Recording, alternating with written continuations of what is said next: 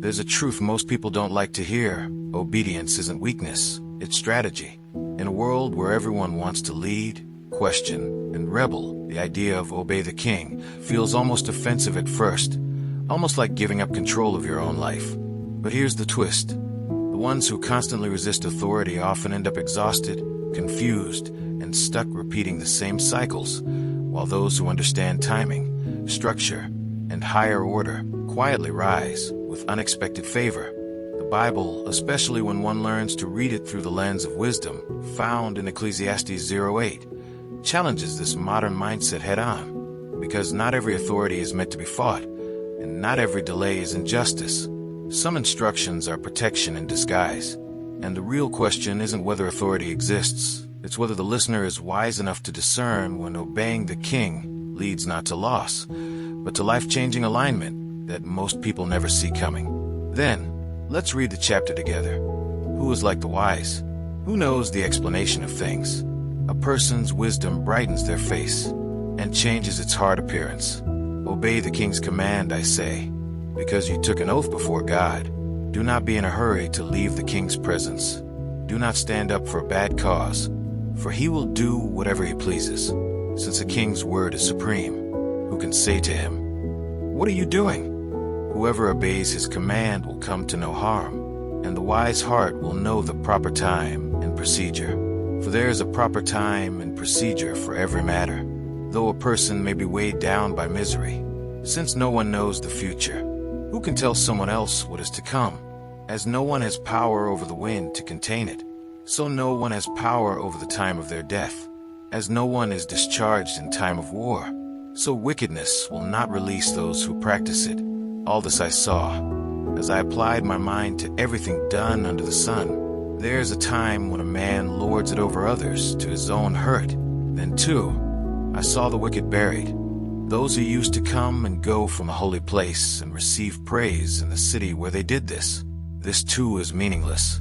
When the sentence for a crime is not quickly carried out, people's hearts are filled with schemes to do wrong. Although a wicked person who commits 100 crimes may live a long time, I know that it will go better with those who fear God, who are reverent before him.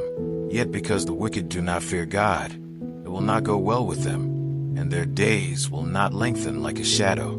There's something else meaningless that occurs on earth. The righteous who get what the wicked deserve, and the wicked who get what the righteous deserve. This too, I say, is meaningless. So I commend the enjoyment of life, because there's nothing better for a person under the sun than to eat and drink and be glad. Then joy will accompany them in their toil all the days of the life God has given them under the sun. When I applied my mind to know wisdom and to observe the labor that is done on earth, people getting no sleep day or night, then I saw all that God has done. No one can comprehend what goes on under the sun. Despite all their efforts to search it out, no one can discover its meaning. Even if the wise claim they know, they cannot really comprehend it.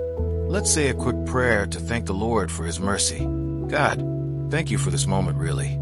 Thank you for the wisdom we were able to read and understand today, even the parts that challenged us a little. Your word always seems to reach deeper than we expect, and we're grateful for that.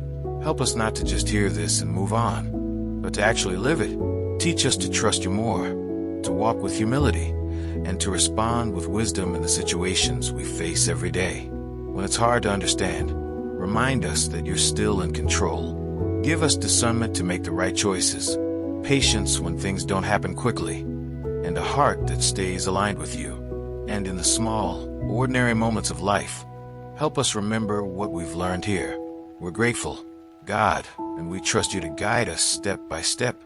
When someone learns to read the wisdom in the Bible, especially in Ecclesiastes 0:8, life starts to feel less chaotic and more intentional.